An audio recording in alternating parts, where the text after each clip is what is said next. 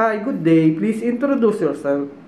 Hi, good day. I'm Nelsie Bardinas, 28 years old. I'm a single mother. I have two boys children, 13 and 10 years old, and one girl. I'm high school graduate. Why do you want to work in Hong Kong? I want to go to Hong Kong to earn more money and for my future of my children. Do you have working experience abroad as a domestic helper?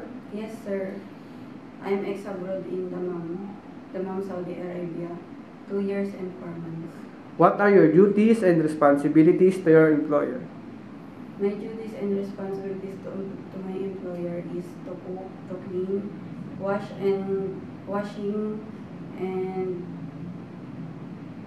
wash and to clean the dishes and iron and go to supermarket and clean the car. Did you take care of baby, child, or elderly? Yes, sir. I take care of 3 years old boy and 87 years old woman. Can you tell us how can you take care of them? I take care of the baby. I clean the bottle, I feeding him, and sterilizing the bottle, and the old lady. I feeding him, bathing, and I assist her with what she want to do. Aside from taking care of them, what is your skills?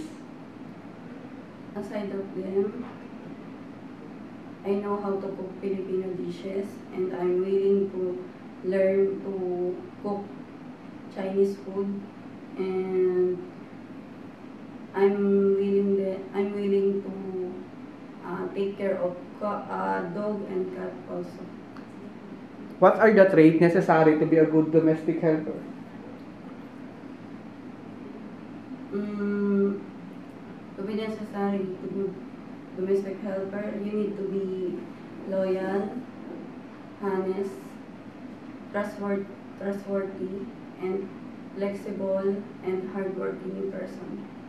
Lastly, anything else you want to tell to your future employer? To my future employer, Ma'am and Sir, please choose me because I'm honest and loyal and trustworthy person and flexible, hardworking person. And hope to see you in Hong Kong.